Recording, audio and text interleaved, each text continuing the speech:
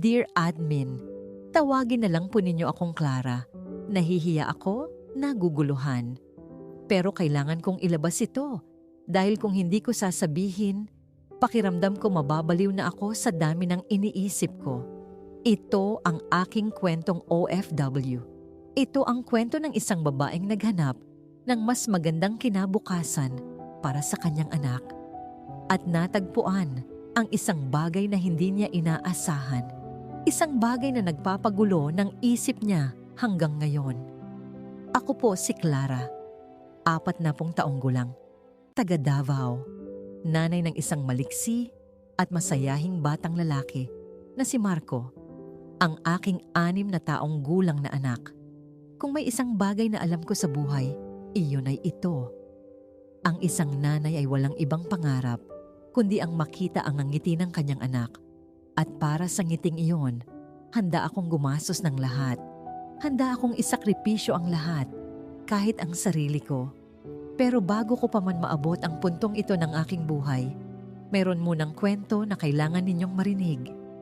Kwento ng isang babae na dating naniniwala sa pag-ibig. Naniniwala na ang isang lalaki na nagmamahal sa iyo ay hindi kailanman mag-iiwan. Naniniwala na kaya ng 2 taong nagmamahalan na harapin ang kahit anong bagyo ng buhay. Pero mali pala ako. 10 taon na ang nakalipas nang makilala ko ang tatay ni Marco. Nagtagpo kami sa trabaho. Pareho kaming nagtatrabaho sa isang mall dito sa Davao. Siya ay security guard. Ako naman ay cashier. Simple lang ang simula namin. Kausap-kausap lang. Tawanan. Hanggang sa naging mas malalim ang naging pagitan namin. Hindi naman kami agad nagpakasal. Ilang taon kaming nag-live-in. Okay naman ang buhay namin noon. Mahirap pero masaya. Hanggang sa nabuntis ako. Akala ko magiging mas matibay pa ang aming relasyon pagkatapos ng nangyari. Akala ko magiging mas seryoso na siya. Nagkamali na naman ako. Nang malaman niyang buntis ako, naging iba na siya. Unti-unti. Hindi naman agad. Pero ramdam ko yung pagbabago ng ugali. Yung pagiging mas malayo. Yung mga dahilan na palagi siyang wala. Sinubukan ko pang hindi pansin. Sinubukan kong intindihin. Baka stress lang siya sa trabaho. Baka maraming iniisip. Pero dumating ang isang araw na hindi na siya umuwi. Isang gabi lang una. Tapos 2. Tapos 1 linggo. At alam na ninyo ang susunod. Hindi na siya bumalik. Sabi ng mga kamag-anak niya, nagtatrabaho raw siya sa ibang lugar. Nagpadala naman siya ng pera minsan. Pero wala nang komunikasyon. Wala nang pagpaparamdam na siya ang tatay ng anak ko. Parang ganun lang kadali para sa kanya ang umalis. Parang ganun lang kababa ang halaga namin ng anak ko sa kanyang buhay. Ipinanganak ko si Marco ng mag-isa. Kasama ko lang ang nanay ko sa ospital.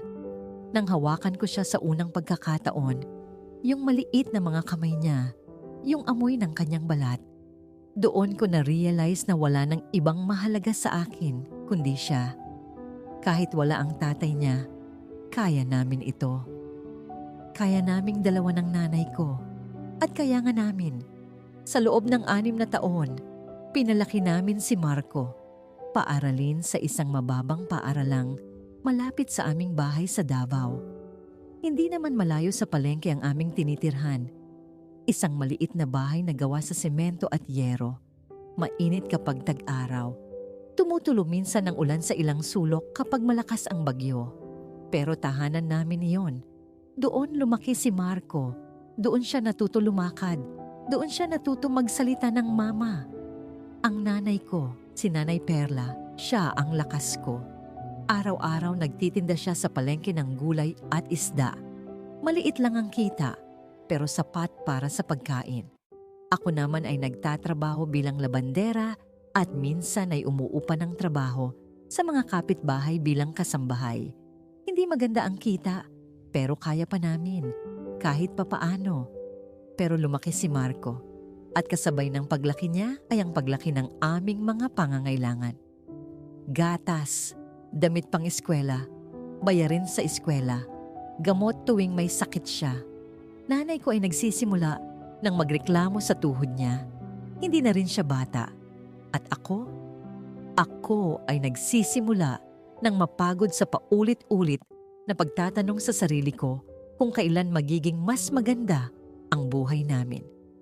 Isang hapon, habang inaalagaan ko si Marco pagkatapos ng klase niya, tinanong niya ako ng isang bagay na sa ngayon ay naiisip ko pa rin. Mama, bakit wala tayong malaking bahay? Yung classmate ko may malaking bahay. May kotse pa sila. Ngumiti lang ako. Inakap ko siya ng mahigpit. Magkakaroon din tayo, anak. Ipinangako ko sa'yo. Pero habang nakayakap siya sa akin, tumitulo na ang luha ko. Nakaharap sa dingding para hindi niya makita. Dahil alam ko, wala akong ideya kung paano ko tutuparin ang pangakong iyon.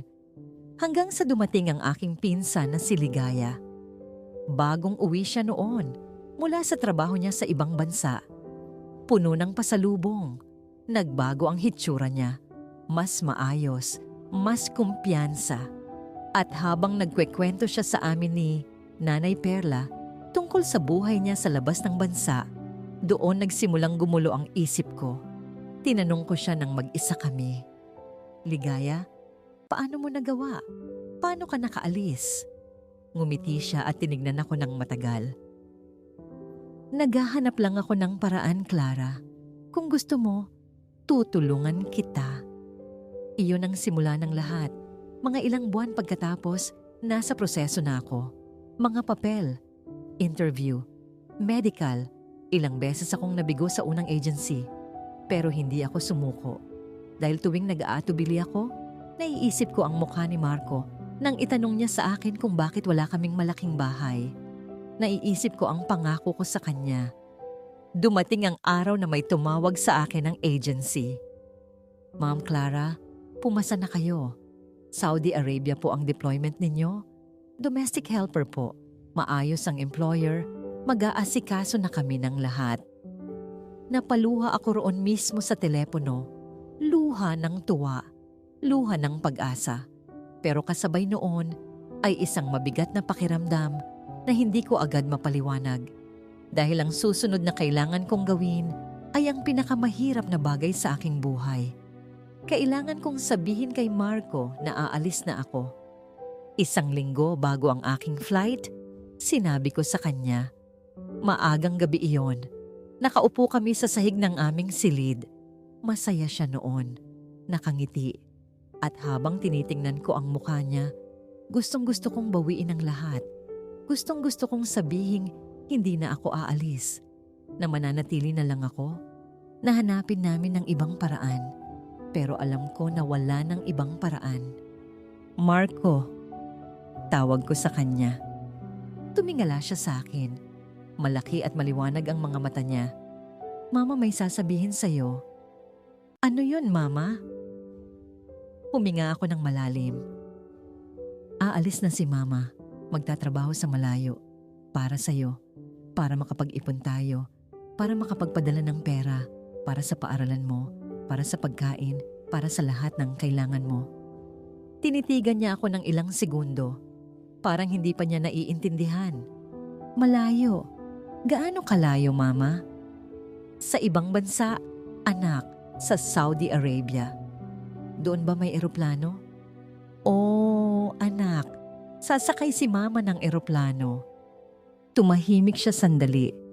Tapos bigla siyang lumapit sa akin at niyakap ako ng mahigpit. Huwag kang umalis, Mama. Dito ka na lang.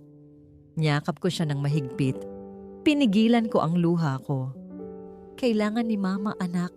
Para sa'yo ito. Lagi mong tatandaan yun, ha? Lahat ng gagawin ni Mama para sa'yo. Pero miss na kita, Mama. Hindi pa man umalis. Doon hindi ko na napigilan ang luha ko. Umiyak ako habang nakayakap sa kanya. Maliit na mga kamay niya sa likod ko. Amoy ng kanyang buhok. Init ng kanyang katawan. Iyon ang sandaling naisip ko. Baka nagkakamali ako. Baka hindi sulit ang lahat ng ito. Pero kinabukasan, nang makita ko si Nanay Perla, na hindi na makayanan ang pagod sa palengke, Nang makita ko ang mga punit na sapatos ni Marco, nang makita ko ang aming kisame na nagsisimulang tumagas ulit, na-realize ko na wala akong pagpipilian. Kailangan kong umalis. Dumating ang araw ng aking flight. Madaling araw pa lamang kami nagising. Inayos ni Nanay Perla ang aking mga gamit. Walang imik. Paminsan-minsan lang siya titingin sa akin. Ramdam ko ang kanyang nararamdaman. Kaya naman hindi na kami nagpakita ng emosyon sa isa't isa. Baka kung magsimula pa, hindi na kami titigil. Si Marco ay gising din. Nakayakap sa akin mula pa nang magising siya. Hindi siya binitawan ng kamay ko hanggang sa sasakyan. Sa airport, nang oras na talaga ng pag-alis, lumuhod ako sa harap niya. Hawak ang magkabilang pisngi niya. Marco, asikasuhan mo si Lola, ha? Maging mabuting bata. Mag-aral ng mabuti. At tandaan mo lagi, kahit nasa malayo si Mama, nandito ka lagi. Idinikit ko ang kanyang kamay sa aking dibdib. Nandito ka lagi sa puso ni Mama. Umiyak na siya noon. Tahimik na pag-iyak. Ang pinakamasakit na iyak na narinig ko sa aking buhay. Mama, huwag mong kalimutan ako. Hindi kita malilimutan, Marco. Kailanman. Niyakap ko siya sa huli. Mahigpit. Matagal. Parang ayaw kong bitawan. At sa totoo lang, ayaw ko nga. Pero kailangan. Pagdating ko sa Saudi Arabia, parang nasa ibang mundo ako. Napakalaki ng bahay na pinasukan ko. Mataas ang kisame. Malamig ang hangin sa loob ng bahay. Malinis ang lahat ng sulok. Kitang-kita ang pagkakaiba ng buhay doon sa buhay na iniwan ko sa Davao. Ang amo ko, si Sir Rami. Matangkad. Medyo maitim ang buhok. Seryosong mukha. Nang una kaming nagkita, kaunting salita lamang ang sinabi niya sa akin. You are Clara? Yes, sir. You will take care of my son. His name is Adam. He is 4 years old. My wife will tell you what to do. Yes, sir. Thank you, sir. Iyon lang. Maiksi. Walang ngiti. Pero hindi naman siya masamang tao. Ramdam ko yun. Kahit sa unang pagkakataon, may kaibahan lang siya. May bigat sa kanyang mga mata na hindi ko agad na unawaan. Ang asawa niya, si Ma'am Hesa. Mabait naman siya sa akin. Mahinahon. Pero kahit sa unang araw pa lang, napansin ko na lagi siyang nakahiga. Maputla. Madalas umuubo. May kasamang gamot sa tabi ng kanyang higaan. Hindi ko inalam kung ano ang sakit niya. Hindi naman ako nagtatanong ng hindi ko dapat itanong. Trabaho ko lang ang gagawin ko. Sabi ko sa sarili ko, ang alaga ko, si Adam. Isang masayahing batang lalaki na 4 na taong gulang. Sa unang pagkakataon na nakita ko siya, agad akong naalala kay Marco. Katulad ng aking anak, maliksi, mausisa, puno ng tanong. At sa bawat ngiti ni Adam, lalo akong namimiss ang anak ko. Ganoon ang simula ng aking buhay sa Saudi Arabia. Simple, maayos, trabaho araw-araw, video call kay Marco tuwing gabi, paulit-ulit. Hanggang sa unti-unting nagbago ang lahat. Ilang buwan ang lumipas mula nang makarating ako sa bahay ni Sir Rami. Naging routine na ang lahat, gumising ng maaga. Ihanda ang almusal. Dalhin si Adam sa kanyang playroom. Linisin ang bahay. Tuwing gabi, video call kay Marco. Paulit-ulit. Araw-araw. Ganoon ang buhay ko roon. Si Ma'am Hesa ay lalo na lamang humina sa pagdaan ng mga araw. Mas madalas na siyang nakahiga. Mas madalas na ring dumating ang mga doktor sa bahay. Hindi ko pa rin inalam kung ano ang sakit niya. Pero ramdam ko na, ramdam ng buong bahay na may malaking bagay na paparating. Si Adam ay laging nagtatanong sa akin tungkol sa kanyang ina. Clara, why is Mama always sleeping? Because she needs to rest, Adam. She will be okay. Ngingiti lang ako kahit na hindi ako sigurado sa sinasabi ko. Hawak ang maliit niyang kamay. Iniisip ko si Marco sa bawat sandaling iyon. Si Sir Rami naman ay lagi na lang late ang uwi. Pag nandoon siya sa bahay, diretso sa kwarto ng asawa niya. Tahimik. Wala masyadong sinasabi. Minsan nakikita ko siya sa sala na nakaupo lang. Nakatitig sa wala. Hawak ang isang basong tubig na hindi niya iniinom. Hindi ko siya kinakausap. Sino ba ako para lumapit sa kanya? Kasambahay lang ako. Trabaho ko ang alagaan ng anak niya. Wala nang iba. Dumating ang isang umaga na hindi na bumangon si Ma'am Hesa. Natuklasan ito ni Sir Rami nang pumunta siya sa kwarto niya nang hindi pa nagaganap ang almusal. Narinig ko ang kanyang boses mula sa labas ng pintuan. Isang mababang sigaw na parang hindi makapaniwala. Tapos katahimikan. Maraming tao ang dumating sa bahay ng araw na yon. Mga kamag-anak, mga kaibigan. Hindi ko naintindihan ang karamihan sa kanilang mga sinasabi. Nakatayo lang ako sa isang sulok. Hawak si Adam na nakatulog sa aking mga bisig. Hindi pa niya ganap na naiintindihan ang nangyari. "Clara, where is Mama?" Tanong niya sa akin nang magising siya. Napahinto ako. "Mama went somewhere very far, Adam. But she loves you very much. Always remember that." Tinitigan niya ako ng matagal. Tapos muling isinandal ang ulo niya sa aking balikat. "Okay," sabi niya lang. Noon ko na-realize, ang mga bata minsan ay mas matapang pa sa mga matatanda pagdating sa pagtanggap ng katotohanan. Pagkatapos ng lahat ng yon, nagbago ang atmosphere ng buong bahay. Para bang lumamig ang lahat, kahit ang hangin sa loob ng bahay, kahit ang ilaw. Mas tahimik, mas mabigat. Si Sir Rami ay halos hindi na lumalabas ng kwarto niya pagkatapos ng trabaho. Ang mga bisita ay unti-unting huminto na ring dumating. Ako at si Adam. Kami na lang ang laging magkasama sa malaking tahanan na yon. Ginawa ko na lang ang trabaho ko. Linisin ang bahay. Magluto. Alagaan si Adam. Gabi-gabi, kapag natutulog na ang bata, video call kay Marco. "Mama, kailan ka uuwi?" Laging tanong ni Marco. "Maaga pa, anak. Mag-ipon pa si Mama para sa atin." "Okay, Mama. Pero miss na kita." Miss na miss ka rin ni Mama, Marco. Lagi mong tandaan yon. Pagkatapos ng bawat video call, nakahiga ako sa aking kwarto, nakatingin sa kisame. Tahimik. Naiisip ko ang init ng yakap ni Marco. Naiisip ko ang tawa niya. Naiisip ko ang amoy ng kanyang buhok tuwing yakap-yakap ko siya bago matulog. At sa bawat gabi na yon, mas tumitindi ang lungkot ko. Isang gabi, halos 2 buwan na pagkamatay ni Ma'am Hesa, nagising ako sa ingay mula sa sala. Lumabas ako ng dahan-dahan.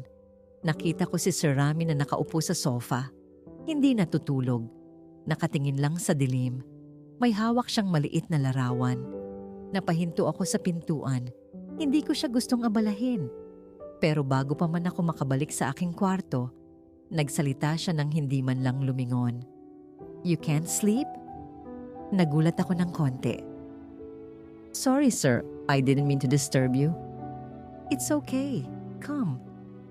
Nag-alinlangan ako sandali, pero sumunod naman ako. Umupo ako sa malayo, sa kabilang dulo ng sofa. Tahimik kaming dalawa sa loob ng ilang segundo. "Is that Adam?" Tanong ko ng mahina habang tinitingnan ang larawan sa kamay niya. "No." Sandaling katahimikan. "This is my wife. When she was young." "Oh." Wala na akong masabi pa. "She was beautiful," sabi pa niya. Mababa ang boses. Parang sa sarili niya nagsasalita. "Yes, sir. She was." Lumipas ang ilang minuto na walang nagsalita sa amin. Pero kakaiba ang katahimikang yon. Hindi ito nakakainip. Hindi ito awkward. Para bang pareho kaming may kanya-kanyang dala na hindi na kailangang ipaliwanag pa. "You miss your son?" Tanong niya bigla. Napatingin ako sa kanya. "Yes, sir. Every day." Tumango siya. Parang naiintindihan niya. "It's hard," sabi niya lang. "Yes, sir. Very hard." Sandaling katahimikan ulit. Tapos tumayo siya. Ayos ang postura niya. Pero kitang-kita sa mga mata niya ang pagod. Hindi yung pagod ng katawan, kundi yung pagod ng puso. Go back to sleep, Clara. You have work tomorrow? Yes, sir. Good night. Hindi na siya sumagot. Diretso na siya sa kwarto niya. Nanatili muna ako sandali sa sala bago rin bumalik sa kwarto ko. Habang nakahiga ako sa dilim, naisip ko yung mukha niya nang hawak niya ang larawan ng asawa. Yung lungkot sa mga mata niya na hindi niya sinasabi, pero kitang-kita mo kung titingnan mo ng mabuti. Naisip ko, kami pala ay magkaibang tao na may magkaparehong dala. Pareho kaming nag-iisa, pero hindi ko inisip na higit pa sa iyon ang mangyayari sa amin. Hindi pa. Mga ilang araw pagkatapos ng gabing yon, napansin ko na madalas na niya akong tinitingnan. Hindi halata, hindi obvious, pero naroon. Tuwing dumadaan ako sa sala na may dala, kapag lilingon ako, nagkakasalubong ang mata namin. Agad siyang iiwas, para bang nahuli. Hindi ko ito pinansin sa una. Trabaho ko lang ang iniisip ko. Pero isang gabi, pagkatapos matulog ni Adam, habang naglilinis ako ng kusina, may narinig akong yapak sa likod ko. Lumingon ako. Nakatayo si Sir Rami sa may pintuan ng kusina. Nakatingin sa akin. Sir, do you need anything? Ilang segundo siyang hindi sumagot. Clara, can I talk to you? Study room, please. Hindi ito parang utos, parang pakiusap. Yes sir, of course. Sumunod ako kay Sir Rami papasok ng study room. First time ko talagang makapasok doon. Malaki ang kwarto, puno ng mga libro sa magkabilang dingding. May maliit na lampara sa mesa na nagbibigay ng madilaw na liwanag. Malamig ang hangin, tahimik. Parang ibang mundo sa loob ng bahay na yon. Umupo siya sa likod ng mesa. Itinuro ang upuan sa harap niya. Sit down, Clara. Yes, sir. Mahina ang sagot ko habang dahan-dahan akong umupo. Hindi ako makatingin ng diretso sa kanya. Nakayuko lang ako. Kabado. Hindi ko alam kung bakit. Ilang segundo siyang tahimik. Parang naghahanap ng tamang salita. You have been here for months now. Sabi niya sa wakas. Yes, sir? You are good with Adam. He likes you very much. Thank you, sir. I like him too. He is a good boy. Tumango siya.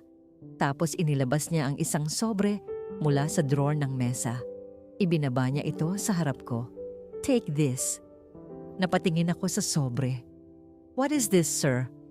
Money. Extra. For your son in the Philippines. Nalamig ako bigla.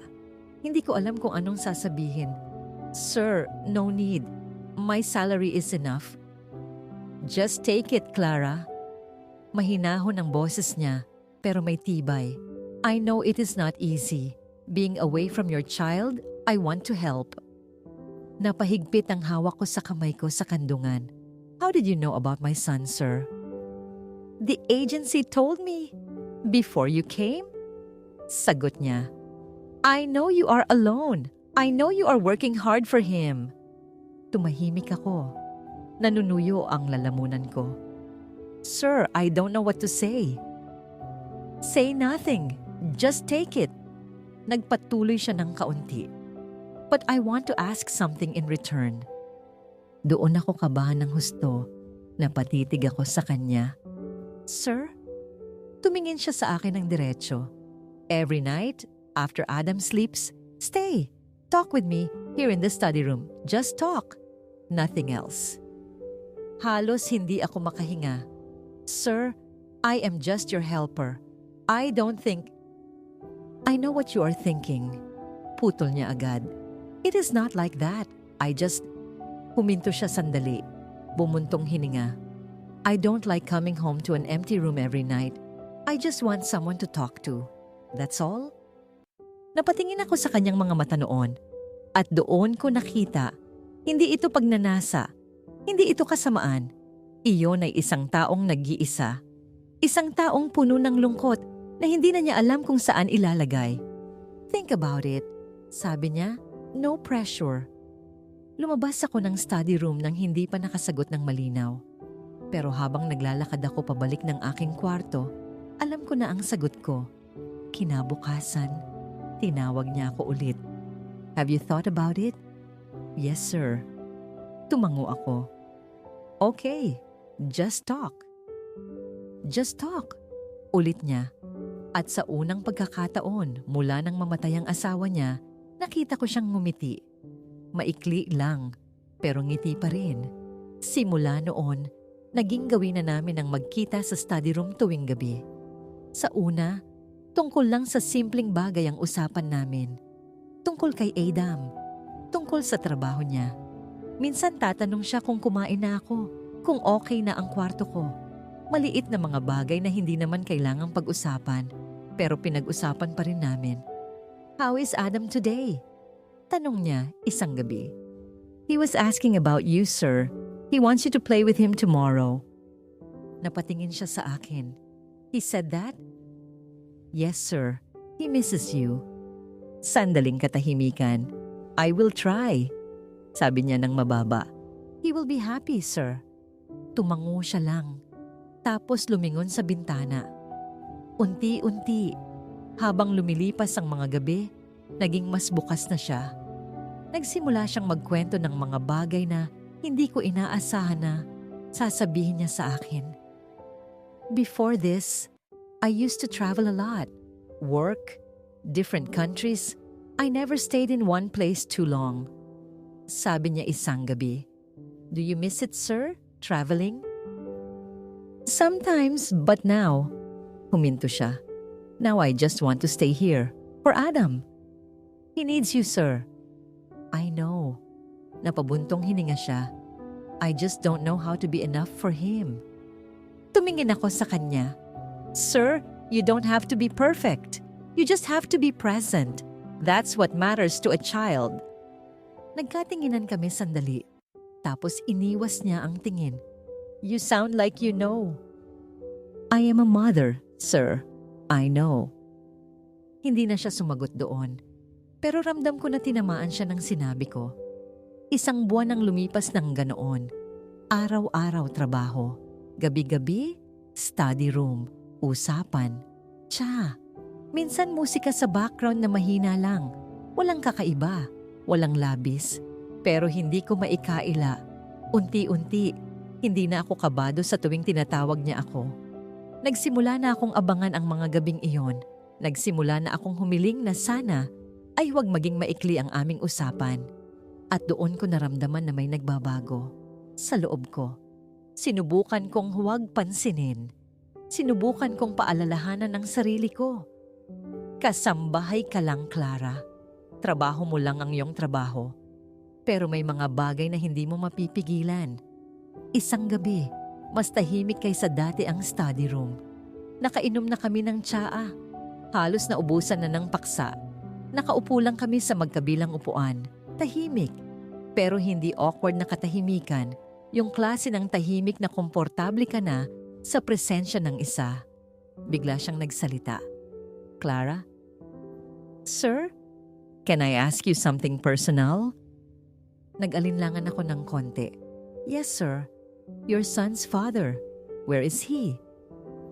Napatigil ako. Hindi ko inaasahan ang tanong na yon. He left, sir, when I was pregnant. He never came back? No, sir. Never. Sandaling katahimikan. I'm sorry, sabi niya. Totoo ang boses niya. Walang kunwari. It's okay, sir. A long time ago na. But it's not okay, sabi niya ng dahan-dahan. A man who leaves his child, that is not okay. Napatingin ako sa kanya. Nakatagpo ang aming mga mata. No, sabi ko ng mahina. It's not. Hindi na kami nagsalita pa pagkatapos noon. Pero sa katahimikang yon, parang mas maraming nasabi kaysa sa lahat ng mga usapan namin bago iyon. Nang paalis na ako, tumayo ako at nagpaalam. Good night, sir. Clara? Tumawag siya bago pa man ako makarating sa pintuan. Lumingon ako. Nakatingin siya sa akin ng matagal. Parang may gusto pang sabihin. Pero sa huli, Tumango na lang siya. Good night. Lumabas ako. Pero habang naglalakad pabalik ng aking kwarto, naiisip ko ang paraan ng pagtingin niya sa akin. At unang-unang naisip ko, baka hindi na ito simpleng pagtatrabaho pa. Baka may nagbabago na. At ang nakakatakot, hindi ko alam kung gusto ko itong pigilan. Dumating ang isang gabi na nagbago ang lahat. Pinapatulog ko si Adam noon. Nakayakap siya sa akin habang unti-unting nangingibabaw ang antok sa kanya. Lagi siyang ganoon. Ayaw niyang matulog nang wala ako sa tabi niya. Mula nang mawala ang nanay niya, ako na ang hinahanap niya tuwing gabi. Clara, stay! Laging sinasabi niya, I'm here, Adam. Sleep now. Habang nakayakap siya sa akin, naalala ko si Marco. Naalala ko kung paano rin siya mahimbing na natutulog sa tabi ko noon. Yung init ng maliit niyang katawan, yung amoy ng kanyang buhok. Miss na miss ko na ang anak ko. Nang makatulog na si Adam, maingat akong bumangon. Tinakpan siya ng kumot. Tinitigan ko siya sandali. I'm sorry, Marco. Bulong ko sa hangin. Para bang naririnig niya. Lumabas ako ng dahan-dahan ng kwarto ni Adam. Sa pasilyo, nakatayo si Sir Rami. Nakasandal sa dingding, nakatingin sa akin. Sir, nagulat ako ng konti. I didn't see you there. Is he asleep? Yes, sir. Just now. Tumango siya, pero hindi siya gumalaw. Nanatiling nakatayo. Nakatingin lang sa akin ng may kakaibang anyo. Clara, tawag niya. Sir? Come to the study room. Hindi na ito tanong. Hindi na rin ito pakiusap gaya ng dati. Mas mababa ang boses niya. Mas seryoso. Sumunod ako. Pagpasok namin sa study room, hindi siya umupo sa mesa gaya ng dati. Tumayo siya sa may bintana. Nakatalikod sa akin. Nakatingin sa labas. Close the door, sabi niya. Isinarado ko ang pinto. Naramdaman ko agad ang pagkakaiba ng gabing yon. Mas mabigat ang hangin, mas tahimik, mas intense. Sir, is everything okay? Hindi siya agad sumagot. Ilang segundo pa bago siya humarap sa akin. At nang harapin niya ako, nakita ko sa kanyang mukha ang isang bagay na hindi ko pa nakita doon noon. Determinasyon. Parang pinag-isipan niya ng matagal ang sasabihin niya. Clara, sabi niya, I want to ask you something and I need you to hear me first before you answer. Napahigpit ang hawak ko sa aking sariling mga kamay. Yes, sir. Lumapit siya ng dahan-dahan. Hindi mabilis.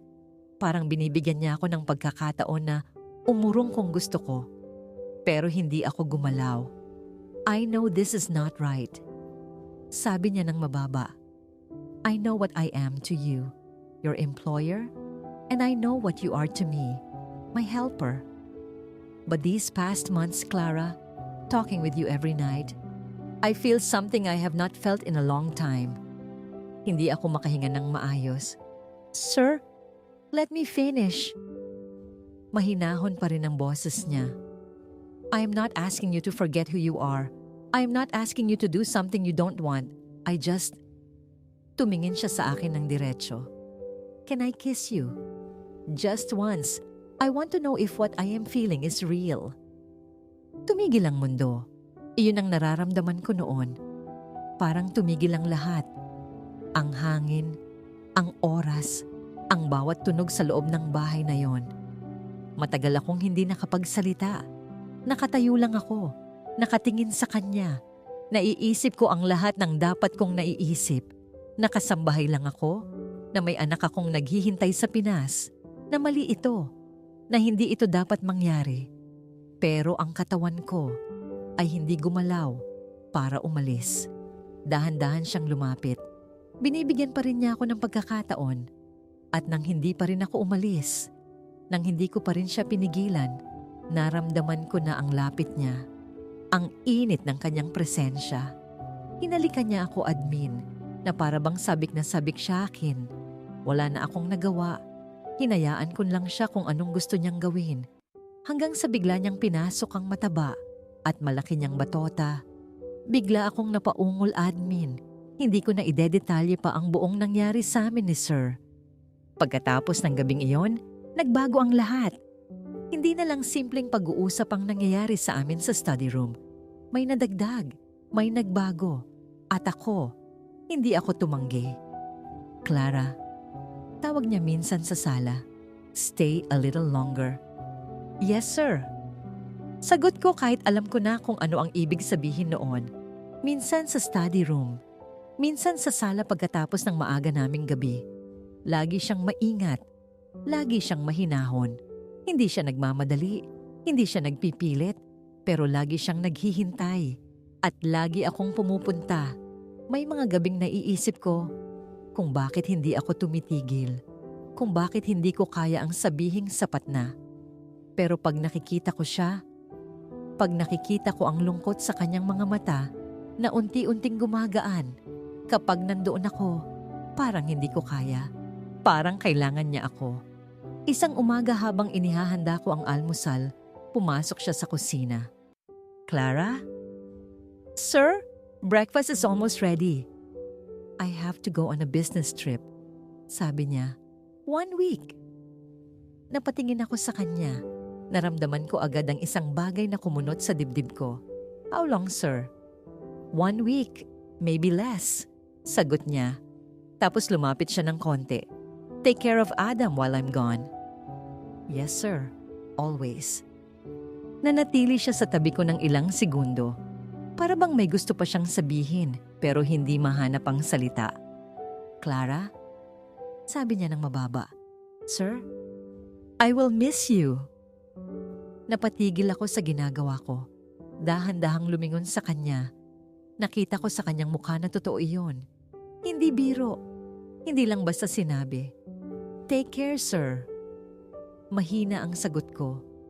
Ngumiti siya ng bahagya. Tapos inilabas niya ang isang sobre mula sa bulsa niya. Ibinigay sa akin. For Marco. Send it to your mother. Sir, you don't have to. I want to. Putol niya. Malambot pero matibay. Tinanggap ko ang sobre. Napisil ko ito ng mahigpit. Thank you, sir. Bumalik si Sir Rami pagkatapos ng 1 linggo. Gabi na nang dumating siya. Nasa kusina ako noon nang marinig ko ang pagbukas ng pinto. Bago pa man ako makapaghanda ng sasabihin, nandoon na siya sa harap kay Zero. Nyakap niya ako. Mahigpit. Tulad ng isang taong matagal na ring naghahanap ng kalinga. I miss you, bulong niya. Nanatili akong nakayakap sa kanya ng ilang segundo. Naramdaman ko ang init ng kanyang katawan. Naramdaman ko kung gaano siya ka-sincere. I miss you too, sir. Mahina ang sagot ko. Totoo. Pagkabitiw niya, inabutan niya ako ng malaking paper bag. For you and for Marco. Binuksan ko. Puno ng pasalubong, mga damit, tsokolate. Isang maliit na laruan na tiyak na magugustuhan ni Marco. Sir, too much na ito. Never too much. Sabi niya lang. Tapos tumingin siya sa akin ng matagal. Study room later. Tumango ako. Alam ko na ang ibig sabihin noon. Ilang linggo pa ang lumipas. At sa bawat gabi na nagdaan, mas lalo akong nahulog. Hindi ko na ito maikaila pa sa sarili ko. Mahal ko si Sir Rami. Hindi ko alam kung kailan nagsimula. Hindi ko alam kung paano nangyari. Pero nandoon na. Totoo na. At siya, alam ko ring nararamdaman niya ang parehong bagay. Kaya naman ng isang gabi, matapos matulog si Adam, tinawag niya ako sa study room gaya ng dati. Pero nang pumasok ako, mas seryoso ang mukha niya kaysa dati. Umupo siya. Itinuro ang upuan sa harap niya. Sit down, Clara. I need to talk to you about something important. Umupo ako. Mabilis ang tibok ng puso ko. Ilang segundo siyang hindi nagsalita. Nakatingin sa akin. Para bang tinitimbang ang bawat salita. Clara, sabi niya sa wakas, I want you to stay here. not as my helper anymore. Tumingin siya sa akin ng diretso. I want you to be my wife, my second wife. I will take care of you. I will take care of your son. I will bring Marco here if you want. You will never have to worry again. Ang mga katagang yon ay tila kumalat sa buong kwarto. Nanatiling tahimik ang lahat sa loob ng ilang segundo.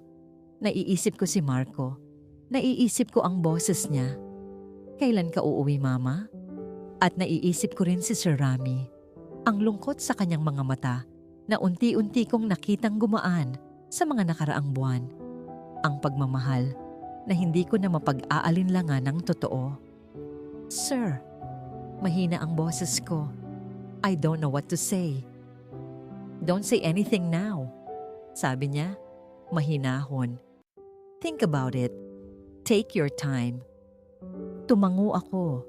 Pero habang naglalakad ako pabalik ng aking kwarto ng gabing yon, alam ko na. Hindi ito simpleng desisyon lang. At ngayon, admin, nandito na ako sa pinakamahirap na bahagi ng aking kwento. Naghihintay si Sir Rami ng sagot.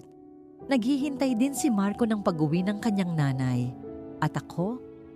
Nanatili akong nakatayo sa gitna ng dalawang mundo na parehong kailangan ako. Hindi ko pa rin alam kung ano ang tamang gagawin. Kung kayo po ang nasa kalagayan ko, may lalaking nagmamahal sa inyo, handang alagaan kayo, at ang inyong anak, handang bigyan kayo ng magandang kinabukasan. Pero malayo sa Pilipinas, malayo sa inyong pamilya. Tatanggapin ba ninyo ang alok? O uuwi na lang kayo para sa inyong anak na matagal nang naghihintay? Ano po ang dapat kong gawin, admin? Sana po ay tulungan ninyo ako. Nagmamahal, Clara. Grabe. Habang pinapakinggan ko ang kwento ni Clara, hindi lang ito tungkol sa pag-ibig. Hindi lang ito tungkol sa pagpili sa pagitan ng dalawang tao. Ito ay kwento ng isang nanay na matagal nang nagsasakripisyo. At ngayon, dumating sa punto na kailangan niyang pumili sa pagitan ng sariling kaligayahan at ng pangakong iniwan niya sa anak niya.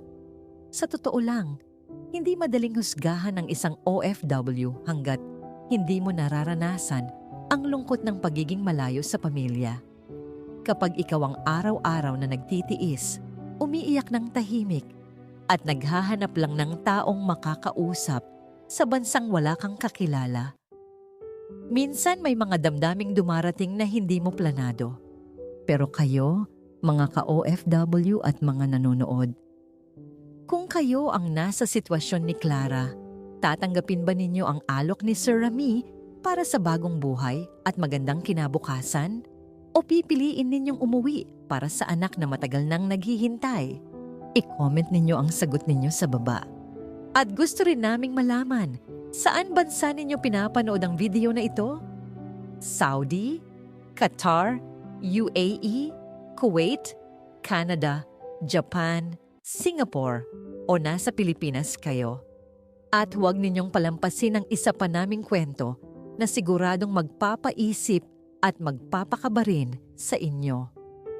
OFW sa Qatar binayaran para magkaanak ang amo. Panoorin ninyo pagkatapos nito. Maraming salamat sa pananatili hanggang sa dulo ng kwentong ito.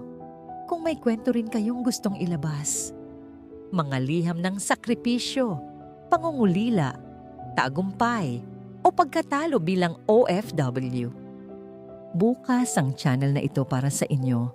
Pwede kayong magpadala ng inyong kwento at igagalang namin ang inyong pagkatao at pagkakakilanan. Thanks for watching and we'll see you in the next video.